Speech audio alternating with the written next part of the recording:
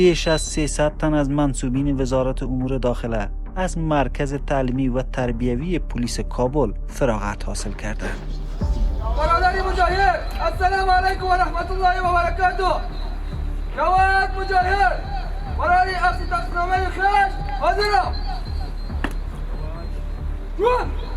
دو توصیه خپل کم دې مسؤلینو ته زه اکثره په دې مجالسو کې بعضې توصیې ذکر کوم. مقصد مې په هغې باندې عمل وي چې اول پې زه عمل وکړم او بیا پې تاسو عمل وکئ. الله تعالی موږ ته حکم کوي چې تاسې امانت خپل اهل ته وسپارئ. د نورو اړخونو نه به خبر پرېږدو، د اسلامي نظام په چوکاټ کې خبر وکړو. دا هر عهده چې چاته ورکول کېږي د مشرانو د طرف نه دا یو امانت ده.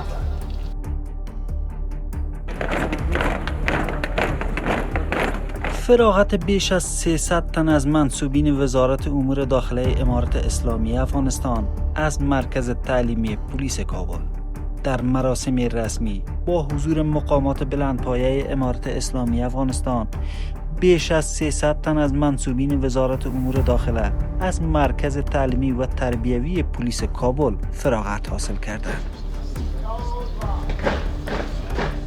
معاون نظامی معینیت اداری وزارت امور داخله آقای محمد نظر در سخنرانیش به منصوبین تازه فارغ شده توصیه کرد که دست شفقت برای مراجعین داشته باشید و در برخورد با مردم با مهربانی و مسئولیت عمل کنید.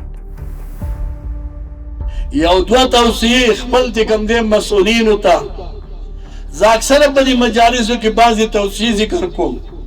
مقصد مې په هغې باندې عمل وي چې اول پې زه عمل وکړم او بیا پې تاسو عمل وکئ. د دې فراغت نه وروسته تاسو به ځای خپل بخښنو کې به خپل وظایف چې کوم دی اجرا کوئ. د دغه مسلک موافق به دغه ولس او دغه نظام ساتنه کوئ.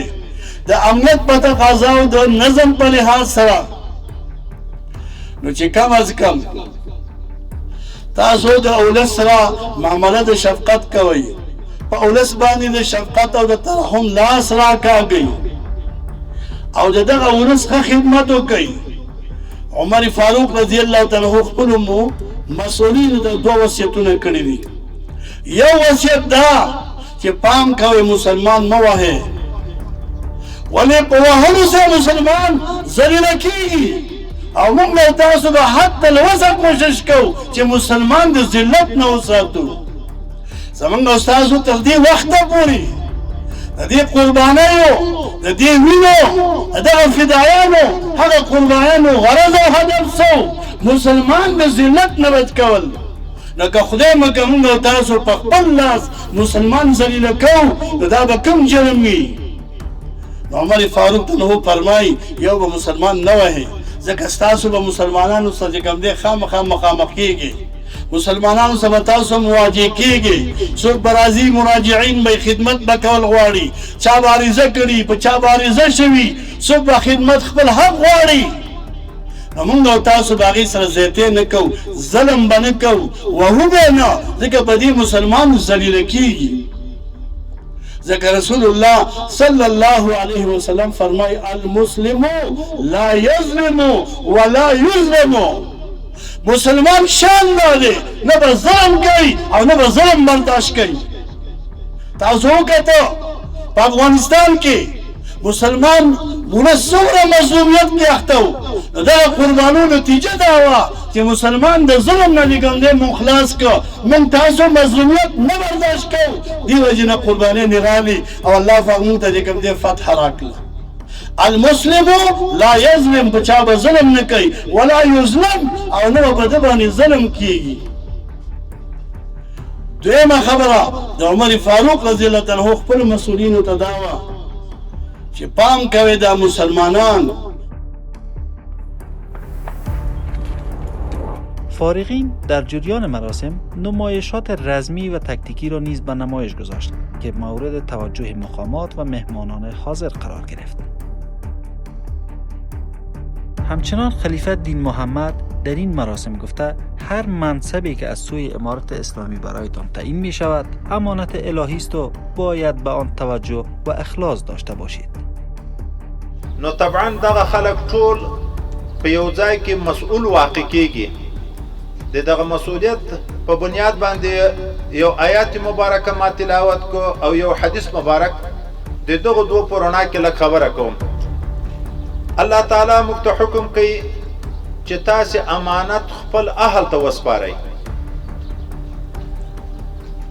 د نورو اړخونو نه به خبر پرېږدو، د اسلامي نظام په چوکاټ کې خبر وکړو. دا هر عهده چې چاته ورکول کیږي د مشرانو د طرف نه دا یو امانت ده. الله تعالی حکم کوي چې ما امانت خپل اهل ته وسپارئ. او اهل د امانت څوک دي؟ اهل د امانت هغه خلک دي چې هغه علم ولري. په هغه کوم امانت کې چې د تسپارل شوی په هغه امانت او ذمہواری کې د علم موجود وي. موږ سره د رعایت د حقوق تعلق ده. دا رعایت خلک دا په خپل حکمرانانو باندې په خپل مسؤلینو باندې کوم حق لري؟ توجه مو غواړم دا وب سم تقسیم کې شور ما کوي. دا ملت دا رعایت دا خلک په موږ باندې څو حقوق لري. اول حق دا ده چې موږ د خپل عوامو د خپل رعایت د خپل ماتحت د عقاید حفاظت وکړو. ځکه اسلامی نظام ده. د اسلامی نظام اول مسؤلیت دا ده چې دوی به د خپل ځان او د خپل رعایت د عقاید اصلاح او حفاظت کوي. او عقیده هغه عقیده الله ته منظوره ده چې هغه د اسلام په چوکاټ کې وي. ان الدين عند الله الاسلام ومن يبتغي غير الاسلام دينا فلن يقبل منه. او د اسلام ترجمانان هغه اهل سنت والجماعت دي. نو دا عمره د وخت دا په خپل هم په کلک عقیده د اهل سنت والجماعت باندې وي. در پایان این مراسم تصدیق نامه ها نیز به فارغین توزیع گردید. برادری مجاهد السلام علیکم و رحمت الله و برکاته. جواد مجاهد برای اخذ تقسیمنامه خیش حاضرم.